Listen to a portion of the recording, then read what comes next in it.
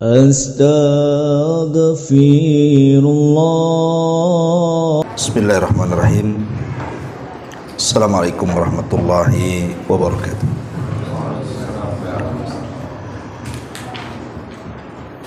Alhamdulillah wassalatu wassalamu ala Rasulillah wa ala alihi wa sahbihi wa mawala wa la hawla wa la quwata illa billahi wa ba'du.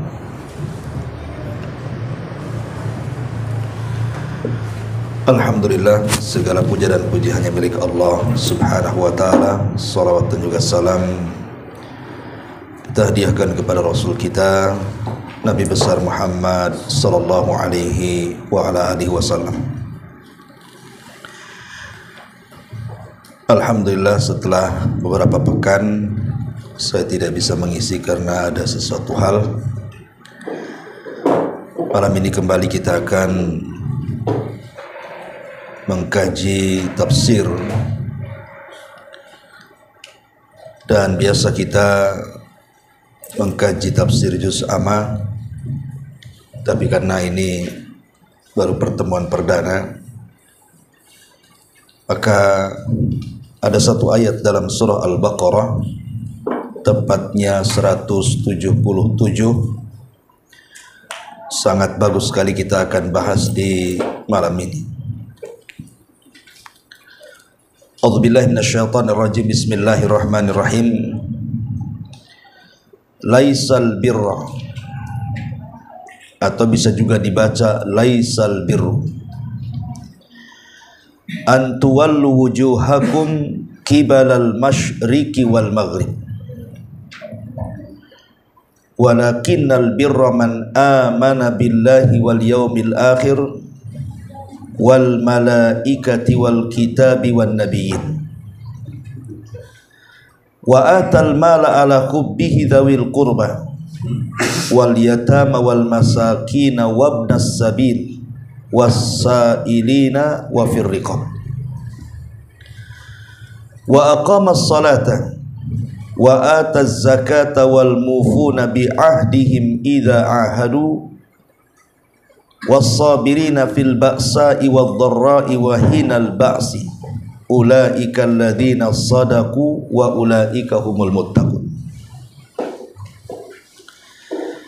Allah Subhanahu wa taala berfirman, kebaikan itu bukanlah engkau hadapkan wajahmu ke arah timur dan barat,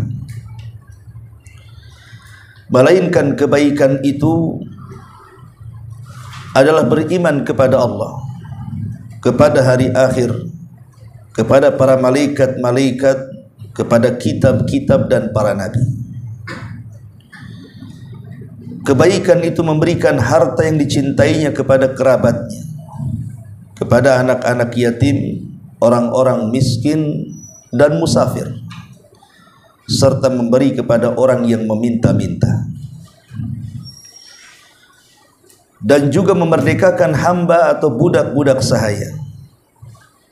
Termasuk kebaikan juga adalah melaksanakan salat, menunaikan zakat, menepati janji apabila berjanji, dan juga sabar dalam kemelaratan, penderitaan, dan pada masa peperangan. Mereka itulah orang-orang yang mencintai kebenaran, dan mereka itulah orang-orang yang bertakwa.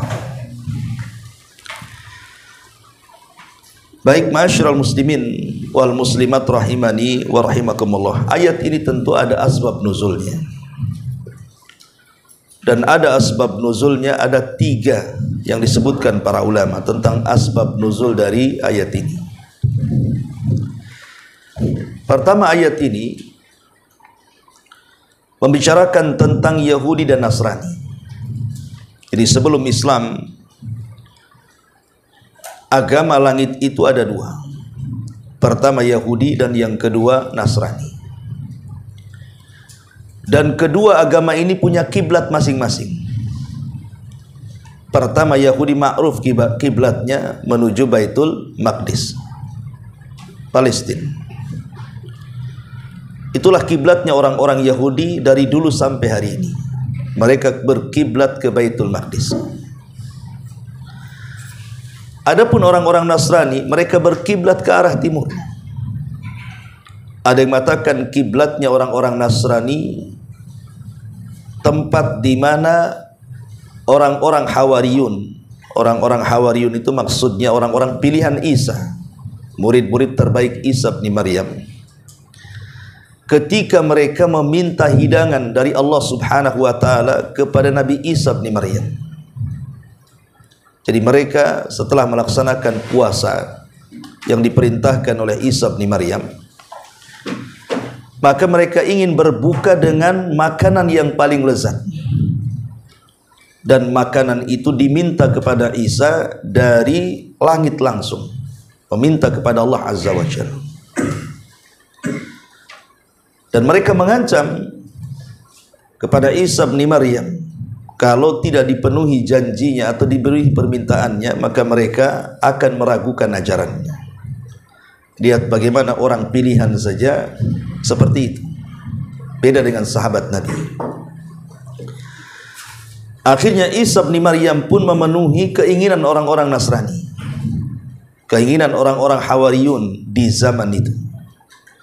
Maka Isa berdoa kepada Allah Subhanahu wa taala, kemudian Allah kabulkan permintaannya. Tetapi dengan catatan, kalau seandainya makanan itu turun dan mereka masih meragukan ajaran Isa, maka mereka akan diazab Allah Subhanahu wa taala. Maka orang-orang Hawariyun ketakutan. Tiba-tiba kemudian langit berubah warna. Mereka menyangka bahwa itu akan turun azab karena permintaan mereka. Rupanya Allah Subhanahu wa taala betul-betul mengabulkan, turunlah makanan yang lezat-lezat dari langit. Makanya peristiwanya disebut Qissatul Maidah. Dalam Quran ada surat namanya Al-Maidah, hidangan dari langit. Jadi setelah itu kemudian hidangan itu sampai di bumi, maka Isa mengatakan kepada Hawariyun, makanlah, karena kalian yang meminta, maka kalian yang memulai. Tetapi orang-orang Hawariyun ketakutan, mereka tidak mau menyentuh makanan itu. Akhirnya karena mereka tidak mau memakan dan menyentuh makanan itu, maka Isa pun memanggil orang-orang lemah, orang-orang fakir, orang-orang miskin untuk memakan hidangan lezat itu. Ya tentu kalau yang makan orang fakir miskin, ya mereka datang dari mana-mana, kemudian memakan, barulah kemudian Hawariyun ikut memakan. Subhanallah, setiap yang memakan makanan hidangan dari langit itu yang punya penyakit sembuh penyakitnya. Lah itu bukan hanya 1 hari, sampai 40 hari hidangan itu turun terus. Makanya kemudian mereka menjadikan peristiwa itu sebagai peristiwa Id mereka, hari raya mereka. Ma'asyiral muslimin yang dimuliakan Allah Subhanahu wa taala. Setelah peristiwa itu, maka kemudian Isa pun diangkat oleh Allah Subhanahu wa taala ke langit. Lah tempat turunnya hidangan itulah yang kemudian dijadikan kiblat oleh orang-orang Nasara. Dan Islam kan kalau dari arah Hijaz, Madinah dan Mekah, serta dari arah Irak, maka tempat di mana turunnya Maidah itu adalah sebelah timur. Makanya kiblat mereka ke arah timur, sementara kiblatnya Baitul Maqdis itu ke arah barat. Dan kita tahu bahwa masing-masing Nasrani ataupun Yahudi berbangga dengan kiblatnya dan mencela kiblat satu dengan yang lainnya. Orang Yahudi mengatakan laisatin nasara ala syai'. Orang-orang Nasrani mengatakan laisatil yahudu ala syai'. Jadi mereka saling mencela. Orang Yahudi mengatakan Nasrani tidak ada apa-apanya. Orang Nasrani mengatakan Yahudi yang tidak ada apa-apanya. Sehingga mereka pun akhirnya saling mengingkari satu dengan yang lainnya. Dari sini turun ayat, laisal birra an tuwallu wujuhakum kibalal masyriqi wal maghrib. Bukanlah kebaikan itu engkau hadapkan kepada kiblat Yahudi ke arah barat ataupun kepada kiblat Nasrani ke arah timur. Karena hakikat kebaikan itu adalah man aman, orang yang beriman. orang yang memiliki keimanan sempurna. Sementara kedua agama ini tidak memiliki keimanan yang sempurna. Sebagian mereka beriman dan sebagian mereka kufur. Mereka beriman dengan ayat-ayat Allah sebagiannya dan kufur sebagiannya. Begitu juga Nasrani atau Yahudi seperti itu. Di mana Yahudi mengingkari keberadaan Isa bin Maryam dan Nasrani mengingkari keberadaan Rasul kita Muhammad sallallahu alaihi wasallam. Sementara kita kaum muslimin mengakui nabi mereka. Kita beriman bahwa Musa nabinya Yahudi. Kita beriman bahwa Isa nabinya Nasrani. Tapi Yahudi dan Nasrani tidak pernah mengimani bahwa nabi kita adalah nabi Islam, Nabi Muhammad sallallahu alaihi wasallam, dan nabi akhiruz zaman sebagai penutup para nabi dan rasul. Makanya Allah Subhanahu wa taala bantah, bukan hanya semata-mata kalian arahkan kiblat ke barat atau timur itu sebuah kebaikan, karena kebaikan itulah keimanan yang sempurna. Ini satu pendapat. Pendapat yang kedua, bahwa ayat ini turun kepada orang-orang musyrik Arab. Jadi orang-orang musyrik Arab di zaman jahiliyah, mereka kalau masuk ke dalam Ka'bah, Ka'bah itu memiliki dua pintu. Pintu menghadap barat dan pintu menghadap timur. Jadi kalau mereka masuk dari pintu timur, maka mereka akan berdoa menengadahkan tangan mereka dihadapkan ke barat. Kalau mereka masuk dari pintu barat, maka mereka akan berdoa menengadahkan tangan ke arah timur. Dan mereka sangat meyakini bahwa doa-doa mereka akan mustajab. Maka turun ayat ini. Laisal birra an tuwallu wujuhakum qibalal masyriqi wal maghrib. Bukanlah kebaikan itu, wahai orang-orang musyrik, engkau menghadapkan doa-doa kalian baik ke barat ataupun ke timur, karena kalian di atas kesyirikan. Tapi kebaikan itu adalah keimanan. Keimanan kepada Allah Subhanahu wa taala. Ini pendapat yang kedua. Pendapat yang ketiga, bahwa ayat ini turun ketika pengalihan kiblat. Kita tahu bahwa Nabi sallallahu alaihi wasallam di awal salatnya di Mekah, periode sebelum hijrah, maka Rasul akan menghadapkan kiblat kedua kiblat. Jadi kalau seandainya Baitul Maqdis di sana, Ka'bah di sini, maka Rasul akan menghadapkan ke arah Baitul Maqdis di belakang Ka'bah. Jadi menjadikan Ka'bah dan Baitul Maqdis itu kiblat. Tapi setelah kemudian hijrahnya Nabi SAW dari Mekah ke Madinah, maka Nabi SAW berkiblat ke Baitul Maqdis, sementara Ka'bah di belakangnya. Jadi membelakangi Ka'bah dan menghadap Baitul Maqdis. Tentu ada maksud tertentu dan ada hikmah tertentu, karena Nabi SAW ingin mendekati orang-orang Yahudi supaya mereka mengakui keislaman dengan cara mengikuti kiblat mereka. Tapi rupanya orang-orang Yahudi itu keras kepala. Mereka tidak mau mengikuti ajakan Nabi. Makanya sepanjang dakwah Rasul di kota Madinah itu, selama 10 tahun, tidak banyak orang Yahudi yang masuk Islam. Hanya beberapa orang yang bisa dihitung dengan jari. Salah satunya Abdullah ibn Salam. Selebihnya ribuan orang Yahudi tidak beriman. Akhirnya Nabi SAW menegaskan bahwa dia ingin mengalihkan kiblat dari Baitul Maqdis, kiblatnya orang-orang Yahudi, menuju Baitullah Al-Haram Makkah Al-Mukarramah. Maka Rasul setiap malam memandang ke langit. Dan Allah Subhanahu wa taala tahu bahwa Rasul ingin memindahkan kiblat. Maka Allah Subhanahu wa taala izinkan Rasul untuk memalingkan kiblat. Turunlah ayat, qad nara taqalluba wajhika fis sama falan walliyannaka qiblatan tardaha fawalli wajhaka syatral masjidil haram. Dan kami tahu engkau membolak-balikan wajahmu wahai Muhammad, maksudnya keinginan engkau memindahkan kiblat. Allah tahu. Dan sekarang kata Allah, ku perintahkan engkau arahkan salatmu ke arah Masjidil Haram, maksudnya ke Ka'bah. Maka secara otomatis Nabi SAW setelah 16 bulan di Madinah menghadap kiblat Baitul Maqdis, maka memerintahkan sahabat untuk memutar kiblat 180 derajat. Karena kalau kita mengarah dari Madinah ke Baitul Maqdis, Mekah di belakangnya. Tapi kalau kita mengarah Ka'bah, berarti Baitul Maqdis di belakang kita. Makanya berputar 180 derajat. Ya. Lah ketika pemalingan kiblat ini menjadi bahan olokan, orang-orang Yahudi menganggap, apalah agama Muhammad ini, kok kiblat dimain-mainkan kayak gini. Kemarin berkiblat kepada kiblat kami Baitul Maqdis, sekarang berkiblat kepada Ka'bah. Ini agama apa? Sementara orang-orang musyrik yang ada di Mekah, mereka menganggap bahwa lihat, Muhammad akan kembali ke agama kita, akan kembali kepada kemusyrikan kita, karena sudah tidak berkiblat ke Baitul Maqdis tetapi ke tempat yang kita agungkan. Begitu juga orang-orang musyrik mengolok-olok peralihan kiblat ini.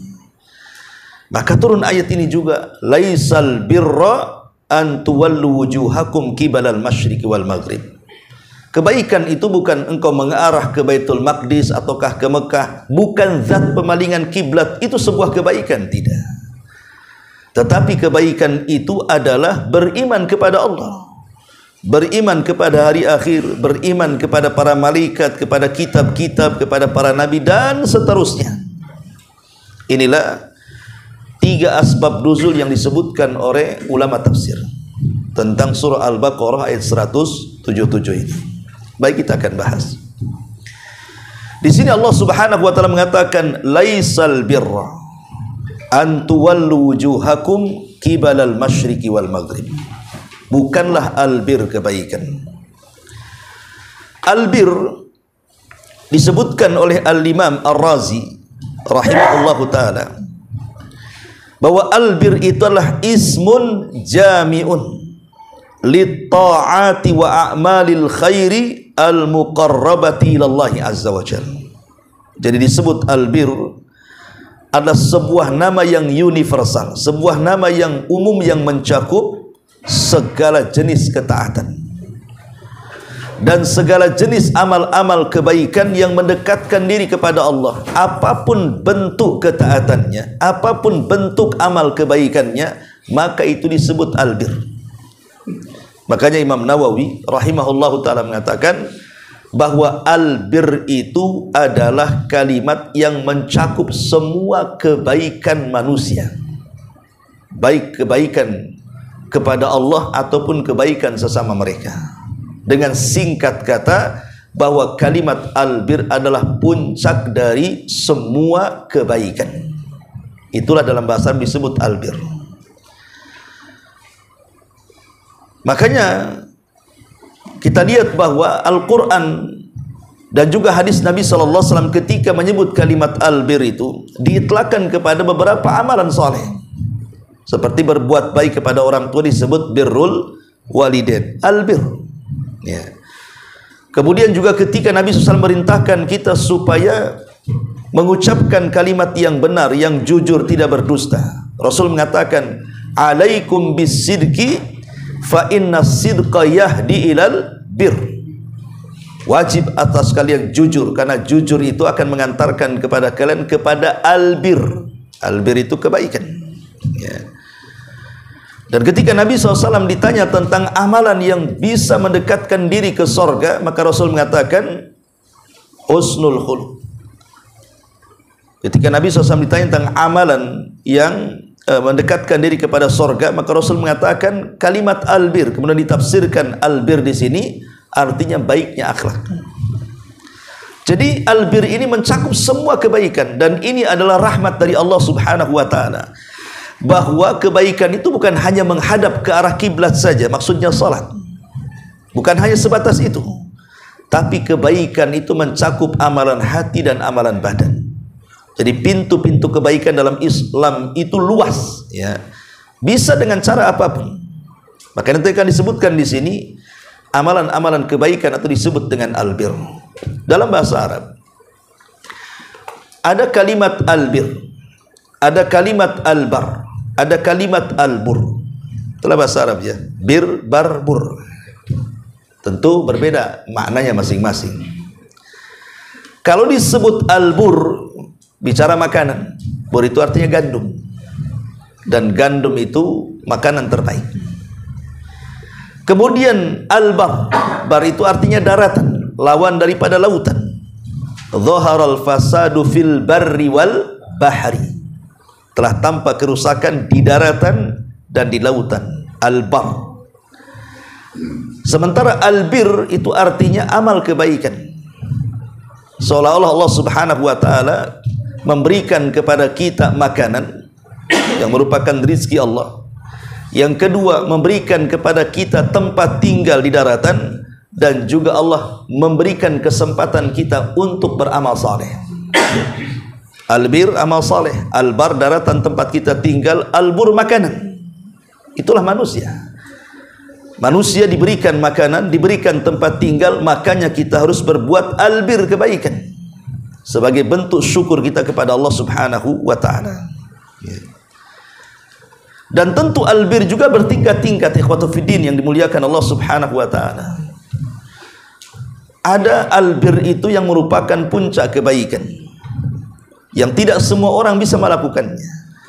Seperti Allah Subhanahu wa taala berfirman, "Lan tanalul birra hatta tunfiqu mimma tuhibbun."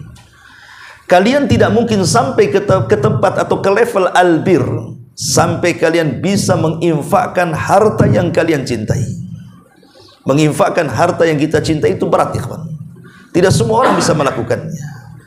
Pamannya ibu-ibu nikah sama suaminya sudah 50 tahun, tiba-tiba baik pula suami baru membelikan gelang ataupun kalung. Ada bu? Ya. Atau sama sekali tidak pernah dibelikan. Tiba-tiba baru belikan, senang tuh. Ada apa suami tumben-tumben dari 50 tahun berumah tangga baru dibelikan emas, ya gitu.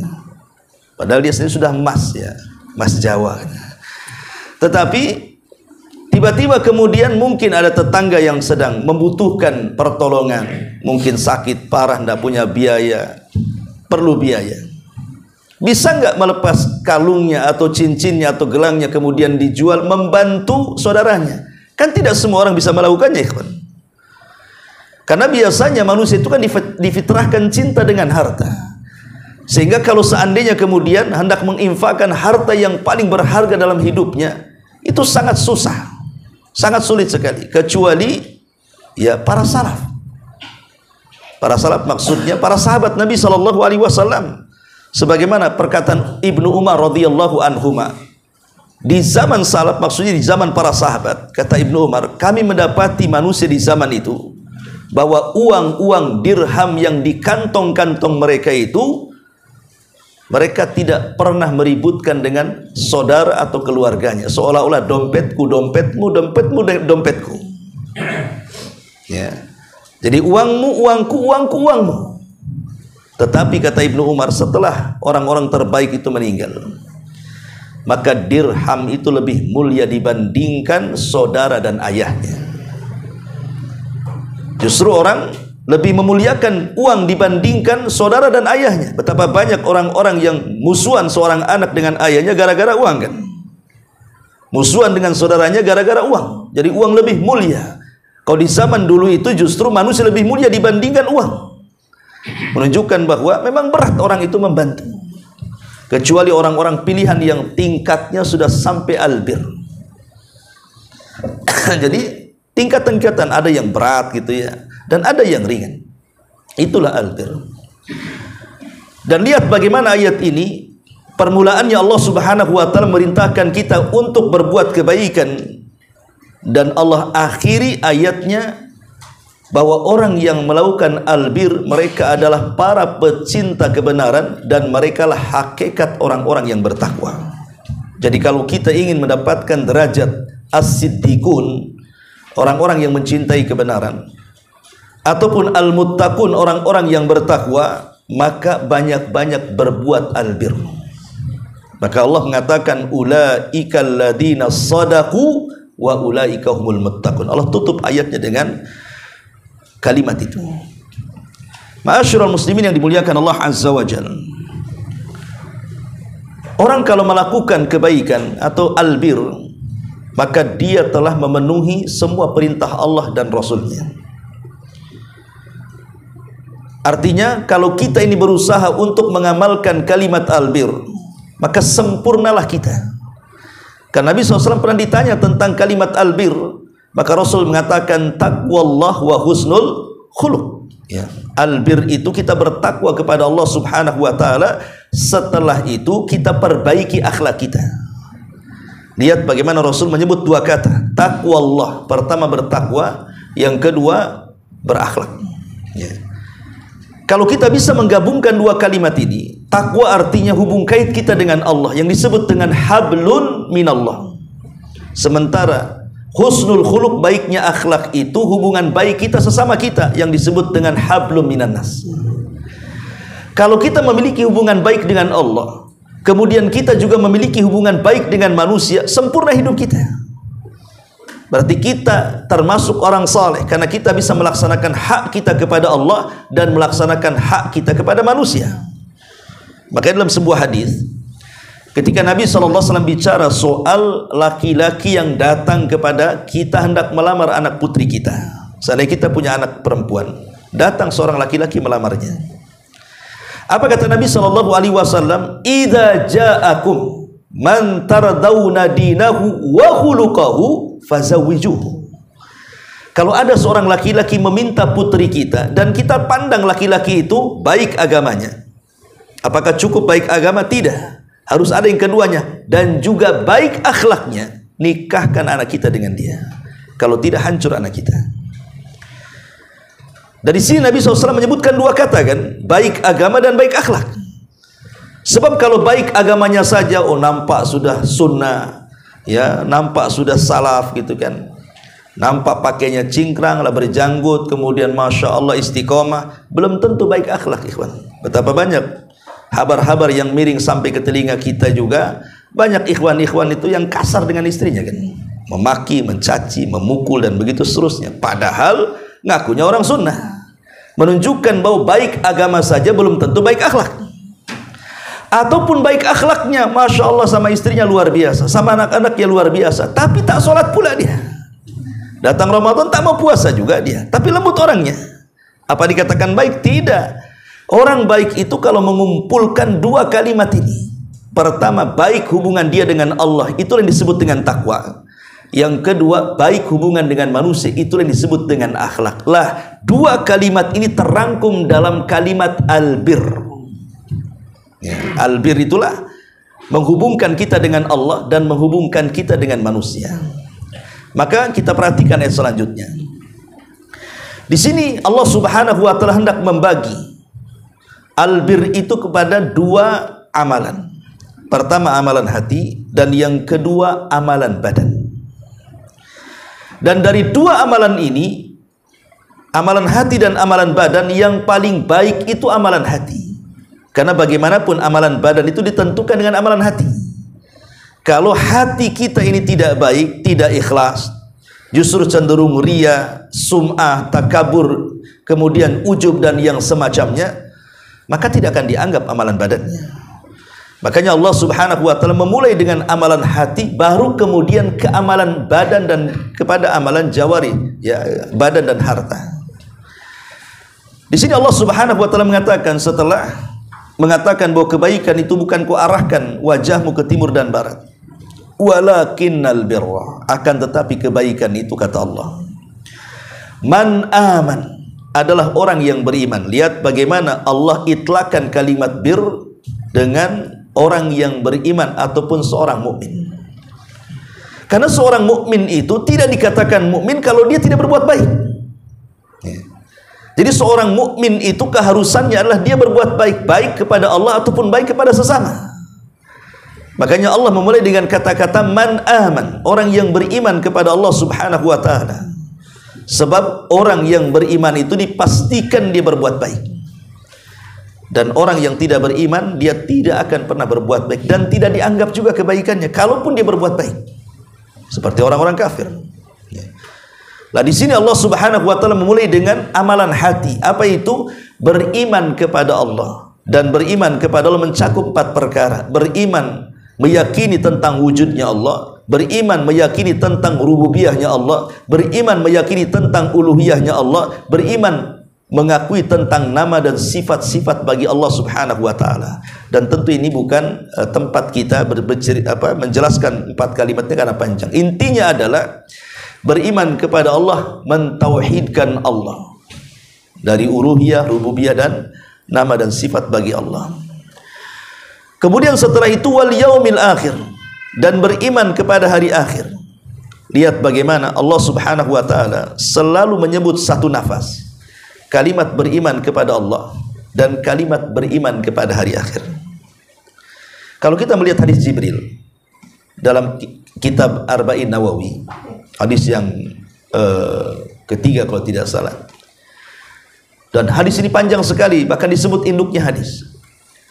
Jadi Jibril kan bertanya kepada Nabi SAW tentang apa itu Islam, apa itu iman, apa itu ihsan, kan itu. Maka Nabi SAW ketika ditanya tentang iman, maka Rasul menyebut secara tertib. Iman itu engkau beriman kepada Allah, beriman kepada malaikat Allah, beriman kepada kitab-kitab Allah, beriman kepada Rasul-Rasul Allah, beriman kepada hari akhir, beriman kepada qada dan qadar, baik yang baik ataupun yang buruk. Tapi dalam ayat ini Allah Subhanahu wa taala tidak menyebut secara tertib. Allah Subhanahu wa taala justru menyebut beriman kepada Allah, setelah itu beriman kepada hari akhir. Dan penyebutan dua kata ini selalu diulang-ulang dalam Quran dan juga dalam hadis Nabi SAW. Contoh dalam hadis Nabi mengatakan apa? Man kana yu'minu billahi wal yaumil akhir falyakul khairan aw liyasmut. Man kana yu'minu billahi wal yaumil akhir falyukrim dhaifahu. Man kana yu'minu billahi wal yaumil akhir falyukrim jarahu. Siapa yang beriman dengan Allah dan hari akhir, ucapkan kalimat yang santun, kalau tidak bisa diam. Barang siapa yang beriman kepada Allah dan hari akhir, hormati tetamunya.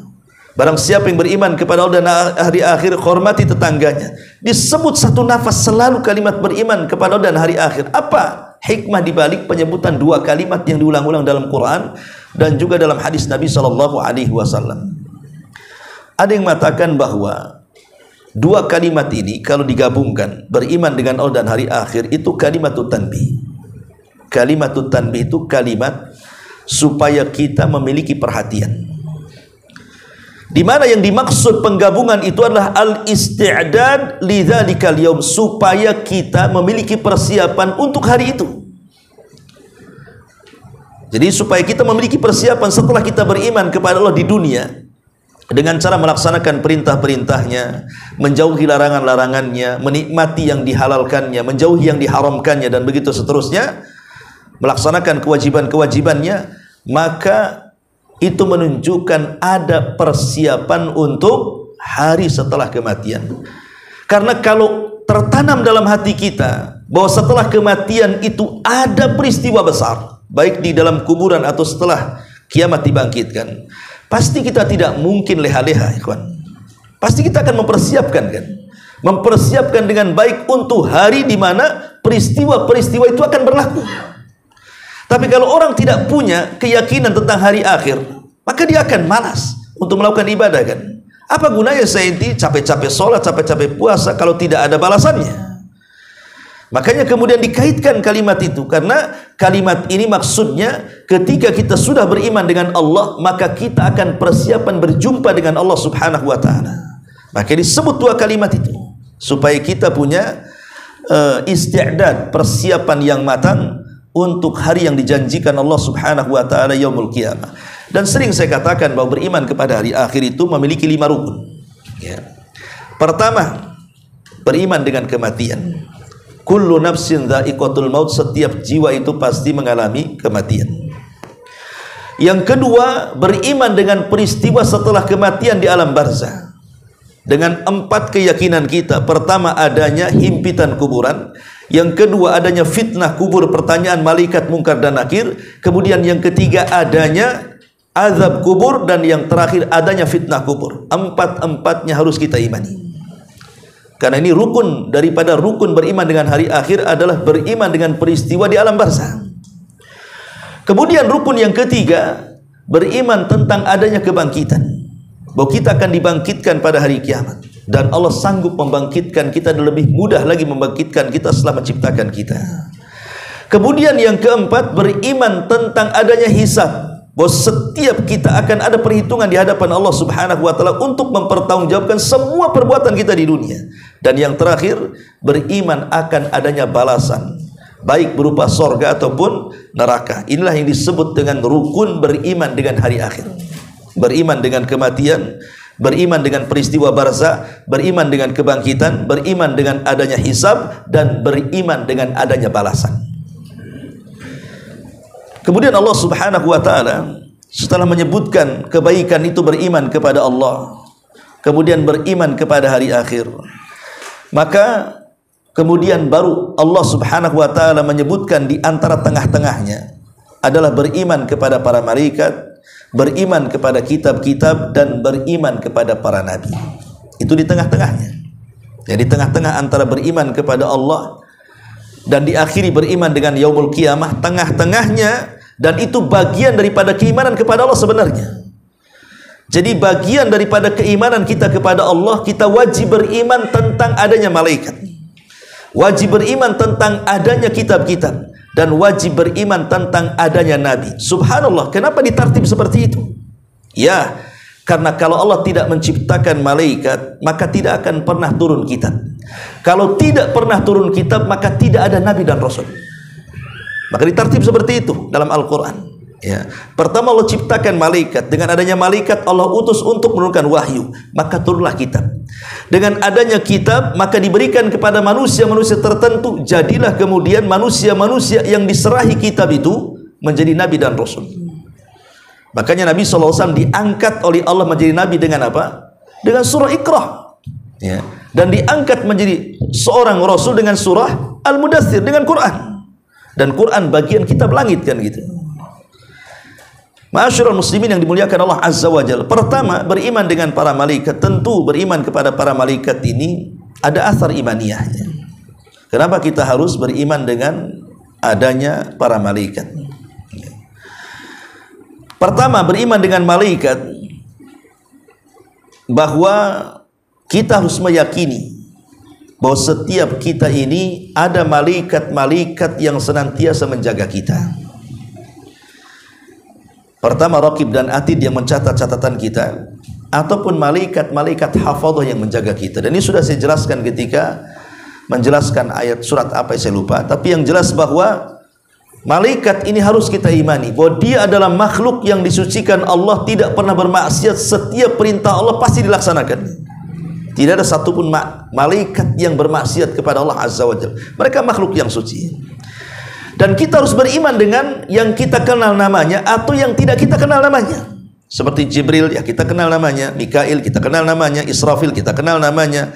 Malaikat maut kita kenal namanya. Tapi ada malaikat-malaikat yang tidak kita kenal namanya. Yang tidak kita kenal namanya, kita wajib beriman. Karena jumlah malaikat itu tidak ada yang tahu kecuali Allah. Wa may ya'lamu junuda rabbika illahu. Tidak ada yang tahu berapa jumlah malaikat itu kecuali Allah Subhanahu wa taala. Bayangkan ketika Rasul melakukan peristiwa Isra Mi'raj itu, Rasul kan diperlihatkan Baitul Ma'mur. Baitul Ma'mur itu kiblatnya malaikat yang kalau jatuh itu mengenai Ka'bah. Jadi Ka'bah itu kiblatnya manusia, Baitul Ma'mur itu kiblatnya malaikat. Dan dua kiblat ini tidak pernah sepi setiap harinya. Coba antum lihat live gitu ya ke Ka'bah. Nggak pernah kita lihat Ka'bah itu sepi, kan? Ada aja orang tawaf itu. Ya. Bahkan dikiranya, kalau antum pernah umroh gitu kan, dikiranya malam itu kita bisa mencium Hajar Aswad. Rupanya malam-malam pula yang ramai. Karena semua orang terpikir seperti itu. Mungkin malam-malam sepi, semua orang terpikir gitu, jadi keluar malam semua kan, makin ramai kan gitu. Lah begitu juga Ka'bah di langit, Ka'bahnya malaikat tidak pernah sepi. Kata Nabi SAW, aku melihat setiap hari masuk ke Ka'bah malaikat Baitul Ma'mur itu 70.000 malaikat. Mereka tawaf satu hari, kemudian keluar dan tidak pernah kembali. Besoknya datang malaikat baru dengan jumlah yang sama 70.000, tawaf lagi, kemudian keluar dan tidak pernah kembali. Begitu setiap harinya. Jadi Baitul Ma'mur tidak akan sepi dengan tawafnya malaikat, sebagaimana Ka'bah juga tidak akan sepi dengan tawafnya manusia. Makanya itu kalau kita ditarik lurus Ka'bah ke Baitul Ma'mur itu satu garis itu. Jadi kalau Ka'bah malaikat jatuh, maka mengenai Ka'bah yang ada di bumi. Lalu kenapa Allah Subhanahu wa taala menciptakan Baitul Ma'mur untuk malaikat? Ada sebagian ulama mengatakan seperti ini. Ketika Allah Subhanahu wa taala menciptakan Adam, kan malaikat ini menawarkan diri, sebaiknya jangan kau ciptakan Adam itu, karena aku yakin Adam itu nanti akan seperti makhluk sebelumnya, jin yang suka menumpahkan darah, yang suka merusak bumi. Sudah, kalau engkau ingin bumi ini menjadi tempat ibadah, turunkan aja kami ke bumi, nggak perlu diciptakan manusia. Tapi Allah mengatakan, inni a'lamu ma la ta'lamun, aku lebih tahu daripada kalian. Ya. Akhirnya karena keinginan kuat malaikat ingin memakmurkan bumi, makanya Allah Subhanahu wa taala ciptakan Baitul Ma'mur supaya mereka rajin beribadah di situ, maksudnya. Ada yang mengatakan seperti itu, wallahu a'lam. Tapi kembali bahwa beriman kepada para malaikat ini penting supaya kita tidak lalai, ya.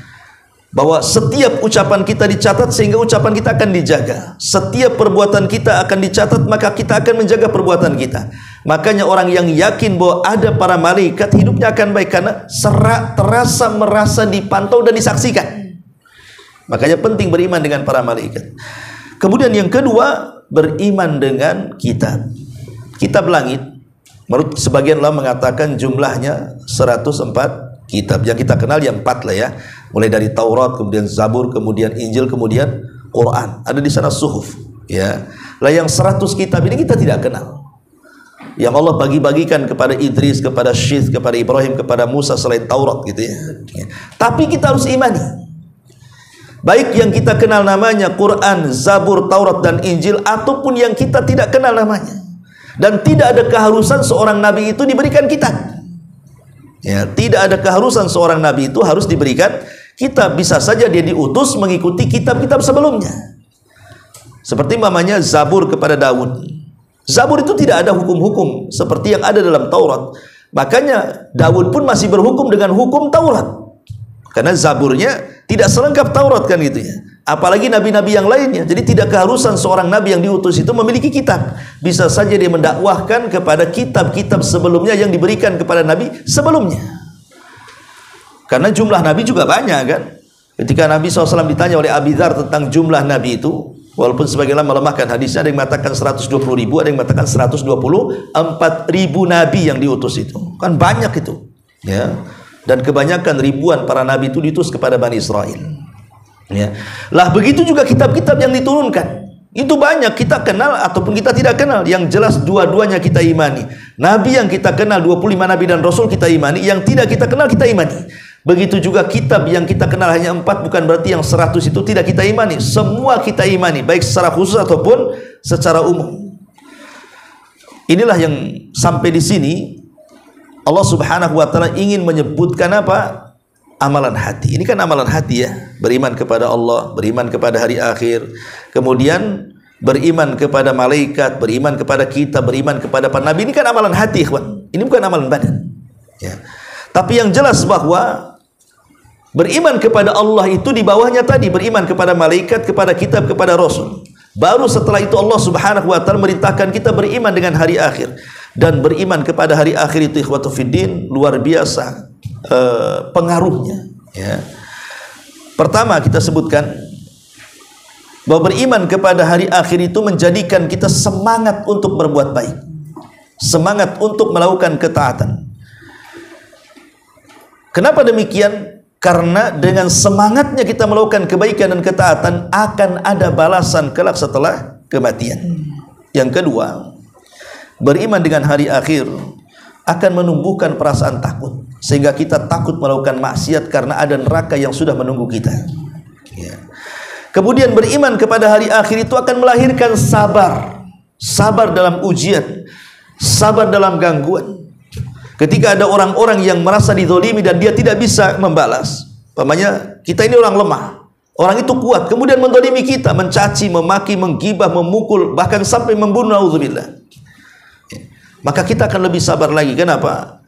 Ya, di dunia kita tidak pernah mendapatkan keadilan, tapi nanti setelah kematian Allah akan tegakkan keadilan itu. Muncul kesabaran kan di sini ya. Kemudian juga beriman kepada hari akhir akan memunculkan zuhud di dunia. Orang akan merasa zuhud. Zuhud di dunia itu artinya dunia bagi dia itu hanya sebatas di tangan. Sehingga ketika datang tidak terlalu bahagia, ketika pergi pun tidak terlalu bersedih. Dan dia tidak akan memasukkan dunia dalam hati karena itu bukan tujuan utamanya. Makanya Rasul mengatakan, mali walid dunya. Apa urusanku dengan dunia, kata Rasul. Dunia ini sebatas orang melakukan safar kemudian membawa perbekalan secukupnya. Makanya Rasul mengatakan kepada Ibnu Umar, jadilah Ibnu Umar engkau ini seperti seorang musafir ataupun orang asing. Disebut orang asing, ya, umpamanya antum datang ke Batam, nggak kenal Batam, nggak kenal siapa-siapa. Saya kira antum nggak akan betah di Batam. Pasti ingin balik kampung kan? Namanya orang asing, nggak dikenal orang, nggak tahu jalan, nggak tahu mana hotelnya, nggak tahu mana warungnya, bingung dia. Akhirnya apa? Pengen balik kan? Lah jadilah dunia itu seperti orang asing, karena itu bukan rumah kita.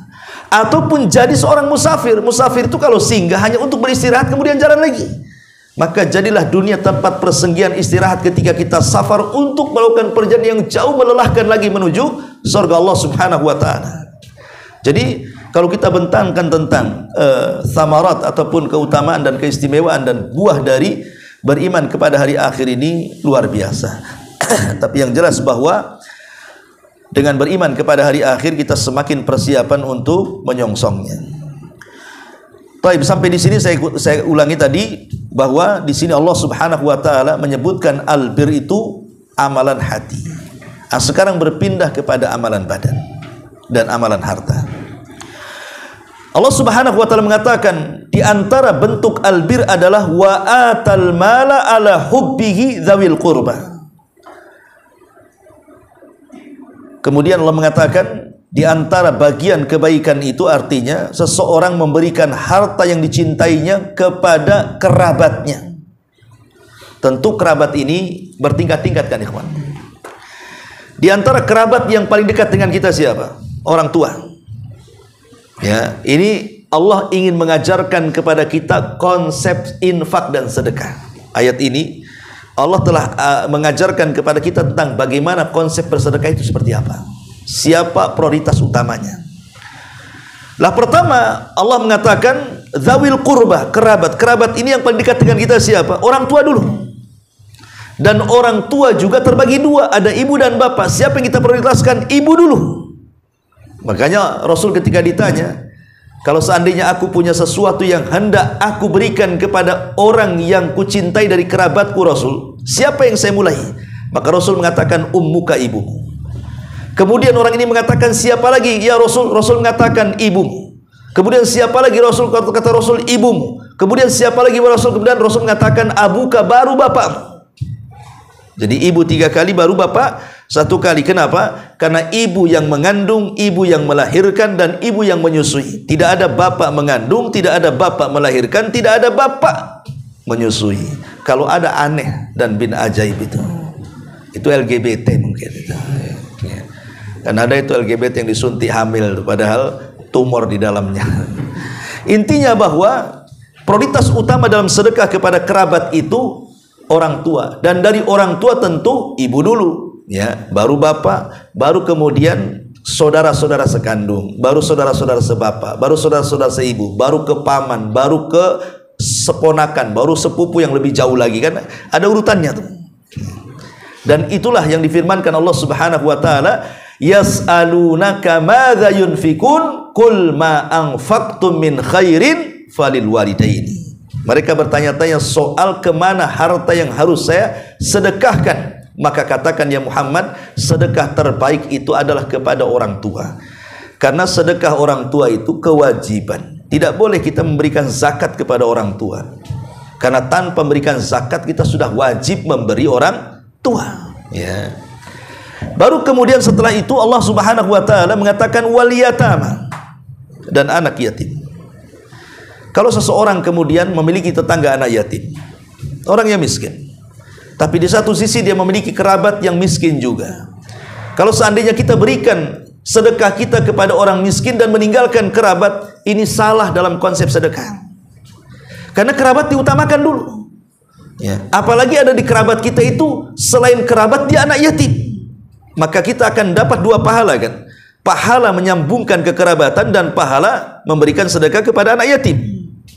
Tapi kalau kita pisahkan, di sini ada anak yatim yang fakir, di sana ada kerabat yang fakir. Kemana harus kita sedekahkan? Kalau kita memilih kepada anak yatim yang fakir, dan membiarkan kerabat yang fakir tidak disedekahi, maka ini telah salah dalam konsep sedekah. Kerabat dulu, ya, walaupun di samping kita ada anak yatim, karena memang begitu tartibnya, ya. Baru setelah itu Allah Subhanahu wa taala mengatakan wal masakin, dan orang miskin, ya. Kenapa Allah Subhanahu wa taala dahulukan yatim kemudian orang miskin? Karena anak yatim itu anak kecil. Disebut yatim itu berapa tahun? Sampai dia balik, ya. Kata Nabi SAW, la aitama ba'dal buluk, tidak disebut yatim sampai dia balik. Sementara orang miskin ini bisa saja anak-anak, bisa saja orang tua, kan? Orang miskin ini. Lah kalau mereka orang tua, mereka bisa sabar dengan tidak makan, tidak minum, tidak punya pekerjaan. Lah kalau anak kecil, tidak makan, tidak minum, tidak bekerja, bisa mati, ya. Makanya kemudian dahulukan yatim dulu, kan itu anak-anak masalahnya. Mereka tidak punya kesanggupan untuk mencari. Lain kalau sudah dewasa menjadi miskin, mereka sanggup mencari. Makanya didahulukan anak yatim, baru orang miskin. Jadi kalau seandainya kita ini punya uang kelebihan, kita bersedekah kepada orang miskin, sementara ada anak yatim, kemudian kita abaikan, maka kita telah salah dalam konsep sedekah. Dahulukan anak yatim, baru orang miskin. Baru setelah itu Allah Subhanahu wa taala mengatakan wabnas sabil. Ibnu sabil ini dari dua kalimat. Pertama iban itu artinya anak, sabil itu artinya jalan, berarti anak jalan. Kalau dalam bahasa Arab, ya, kalau diartikan letterlekan seperti anak jalan, ya. Sehingga kemudian para ulama menyebutkan ibnu sabil itu dua kelompok. Kelompok yang pertama yang disebut dengan musafir, itulah ibnu sabil. Terkadang ada seorang musafir itu walaupun dia kaya di desanya, ikhwan, kemudian dia safar ke Batam, dompetnya hilang, kemudian juga HP-nya hilang, tidak bisa dihubungi keluarganya, bisa dia mati di jalan tak makan, ikhwan. Ya kan, walaupun di desanya paling kaya tuh. Terkadang ada orang-orang musafir itu kena rampok di jalan, akhirnya kesusahan hidupnya, kan? Maka kita sedekahi mereka. Atau yang dimaksud dia bukan musafir, tetapi ibnu sabil itu maksudnya orang-orang yang tidak punya tempat tinggal di daerahnya. Boleh jadi mungkin dia tidur di kolong-kolong jembatan, ya, atau tidur di pasar-pasar, atau tidur di trotoar-trotoar. Dia harus meminta-minta mencari makan, padahal daerahnya sendiri, anggap saja orang Batam. Dia lahir di Batam, tapi terlahir miskin, terlahir dari ibu yang juga miskin, dia tidak punya tempat tinggal, maka itu disebut ibnu sabil juga. Maka sedekahkan harta kita kepada mereka. Lah kalau seandainya ada orang miskin, di sana ada ibnu sabil, kita dahulukan ibnu sabil, maka ini telah salah dalam konsep sedekah. Orang miskin dulu, baru ibnu sabil. Baru setelah itu Allah Subhanahu wa taala mengatakan wasailin, dan orang yang meminta-minta. Kenapa orang itu meminta-minta? Biasanya alasan orang minta-minta karena fakir, kan?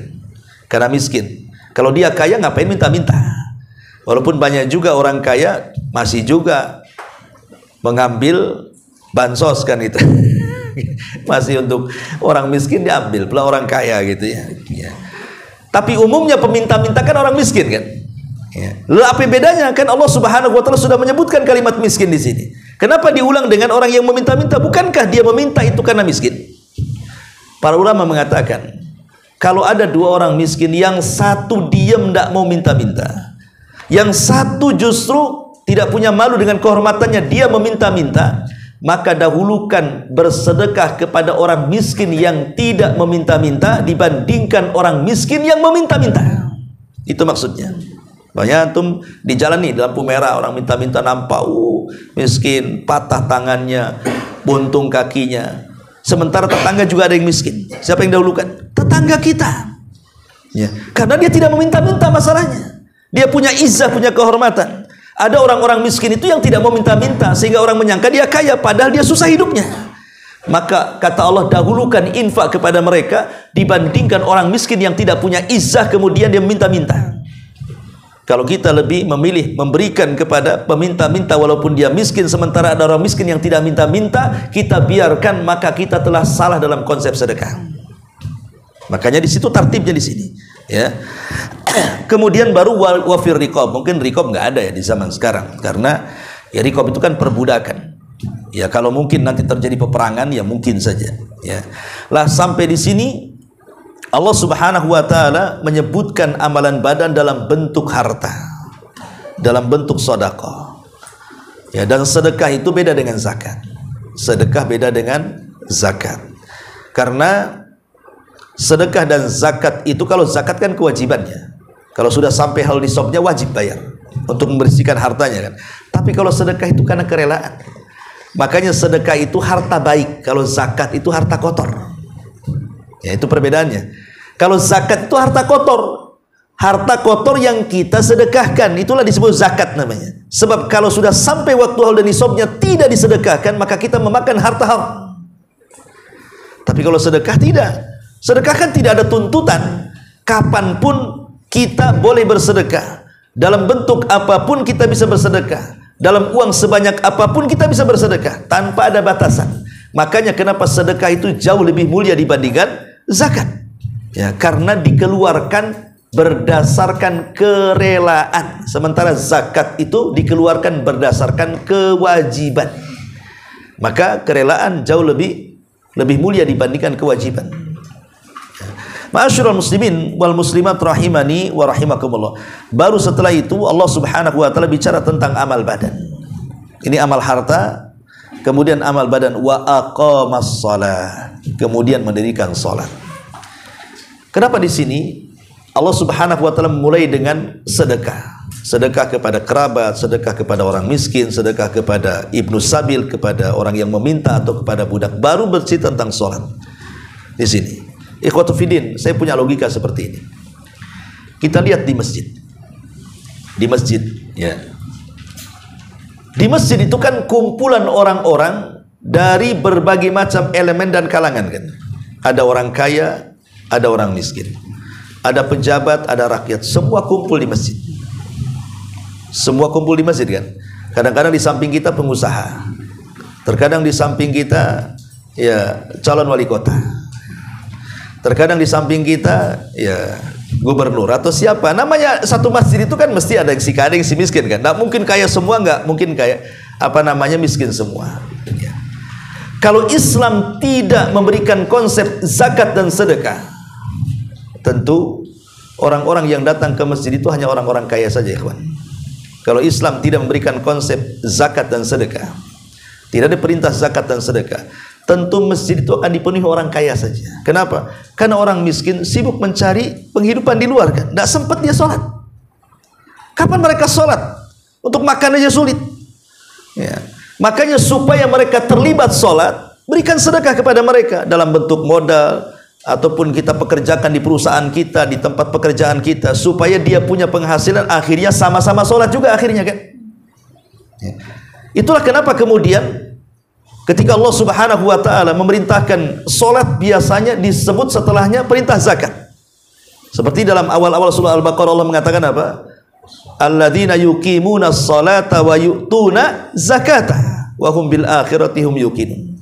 Ya, orang-orang yang menegakkan salat dan membayar zakat. Dan itu dua-duanya disebut satu nafas. Ya. Kalau kita hanya menjalankan solat tapi meninggalkan zakat, tidak diterima solatnya. Kalau kita hanya menunaikan zakat tapi meninggalkan solat, juga tidak diterima zakatnya. Yang diterima dua-duanya ketika kita bisa menggabungkan. Kalau kita gabungkan, maka semua orang pasti datang ke masjid. Mau anda kaya, mau anda miskin. Sebab kalau tidak ada konsep zakat, nanti orang kaya nampak di masjid, orang miskin semua ketakutan, takut dicuri hartanya. Ya, jangan-jangan ini pencuri nih. Ya. Ataupun mungkin kalau seandainya ada orang-orang kaya yang masuk ke masjid, orang miskin tidak takut ke masjid. Dikiranya dia mau minta-minta. Akhirnya mau ke masjid. Maka dengan adanya konsep zakat dan sedekah ini, akhirnya tertolonglah orang-orang miskin sehingga dia bisa makan. Ya, dia bisa menghidupi keluarganya sehingga dia juga bisa sama-sama ke masjid dengan orang kaya. Nah, itulah konsep kenapa Islam itu memerintahkan untuk zakat dan sedekah. Luar biasa keagungannya. Jadi ada hikmah yang luar biasa di balik itu. Dan Syekh Shalih Fauzan hafizahullah taala mengatakan yang disebut dengan menegakkan salat. Kenapa Allah tidak mengatakan mengamalkan salat? Tapi menegakkan salat, mengamalkan dan menegakkan berbeda. Kalau hanya mengamalkan, ya salat, yang penting saya salat itu namanya. Mau khusyuk mau tidak, itu disebut mengamalkan salat. Tapi menegakkan salat berbeda dengan mengamalkan. Makanya kalimat Quran itu selalu wa yuqimuna, wa aqama. Qama yuqimu, menegakkan. Menegakkan itu adalah orang yang mendatangkan 4 hal dalam solatnya. Pertama syaratnya, kedua rukunnya, ketiga wajibnya, keempat sunnahnya. Kalau kita mendatangkan 4 perkara ini, maka kita sudah menegakkan solat. Karena biasanya orang itu tidak perhatian dengan masalah ini kan. Contoh masalah syarat wudu, asal-asalan wudunya. Padahal itu syarat sah solat. Ya. Ataupun umpamanya rukunnya, tumakninah itu pun rukun solat, tidak tumakninah. Solatnya cepat kilat kan gitu. Ini tidak mendatangkan rukun namanya. Atau kewajibannya, dia membaca asal-asalan. Ya, yang penting bacalah subhanarabbiyal a'la sudah sekali aja katanya. Tidak mau nambah sekali, 2 kali, 3 kali. Artinya kan melalaikan kewajibannya itu. Atau sunnah-sunnahnya kan. Makanya orang kalau sudah mendatangkan syarat, rukun, wajib dan juga sunnah, maka dia telah menegakkan sunnah, menegakkan solat, dan tidak perlu ditanya tentang khusus solat, pasti khusus solatnya. Kemudian wa'ataz zakat, dan melaksanakan zakat. Di sini juga disebut satu nafas solat dan zakat, dan tadi saya sudah jelaskan kenapa disebut satu nafas antara perintah solat dan zakat. Wal mufuna bi ahdihim idza ahadu. Kemudian di antara kalimat albir adalah mereka menepati janji apabila berjanji. Baik janji kita kepada Allah berupa tauhid, janji kita kepada Allah berupa mengerjakan semua perintah, janji kita kepada Allah berupa menjauhi larangan atau yang lainnya, atau janji kepada manusia. Ya.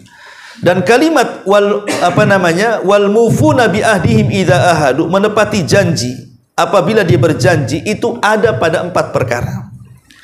Pertama, pada sumpah. Kalau kita sudah bersumpah atas nama Allah, maka jangan diingkari. Yang kedua, pada nazar. Kalau kita sudah bernazar, maka jangan dibatalkan nazarnya. Ketiga, dalam persaksian. Kalau kita sudah bersaksi, jangan pernah dibatalkan persaksiannya. Jangan menutupi kebenaran ketika jadi bersaksi. Umpamanya kita didatangkan di tengah pengadilan, kita menyaksikan kebenaran, tapi karena mungkin sudah disogok untuk mengingkari, akhirnya tidak mau bersaksi atau bersaksi palsu, maka tidak boleh. Anda tidak menepati janji. Ataupun sidqul hadis, mengucapkan kalimat yang benar.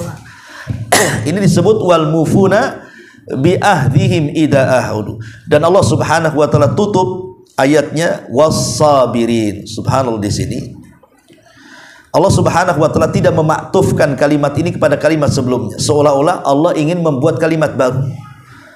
Sebagian Allah mengatakan bahwa sabar itu adalah puncak daripada kalimat albir. Jadi kalau kita ingin mendapatkan puncak dari kalimat albir, maka bersabarlah dalam 3 hal. Pertama, sabar dalam kemelaratan, al-ba'sa.